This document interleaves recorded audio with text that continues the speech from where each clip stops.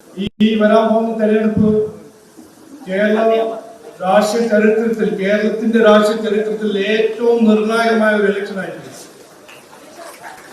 ഈ ഇലക്ഷനിൽ കഴിഞ്ഞ 70 കൊല്ലം മാറി മാറി ഭരിച്ച CPM കോൺഗ്രസിന്റെ രാഷ്ട്രീയം പുറത്താക്കി ഒരു പുതിയ മാറ്റം കൊണ്ടുവരും എന്ന് ജനങ്ങൾ തീരുമാനിച്ചു. ആ മാറ്റം എന്താണെന്ന് ചോദിച്ചാൽ വിവാദ രാഷ്ട്രീയം മാറ്റിവെച്ച് വികസന രാഷ്ട്രീയം, ജനങ്ങളുടെ പ്രശ്നങ്ങൾ പരിഹരിക്കാത്ത രാഷ്ട്രീയക്കാരെ മാറ്റിവെച്ച് ജനങ്ങളുടെ പ്രശ്നങ്ങൾ പരിഹരിക്കുന്ന MLA-മാർ.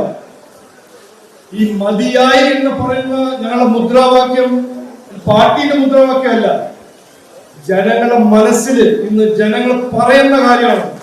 മതിയായി. മാറി മാറി ഭരിച്ച CPM കോൺഗ്രസും മതിയായി. അവരെ പീഡന രാഷ്ട്രീയം മതിയായി. തൊഴിലില്ലാത്ത രാഷ്ട്രീയം മതിയായി. അഴിമതി രാഷ്ട്രീയം മതിയായി.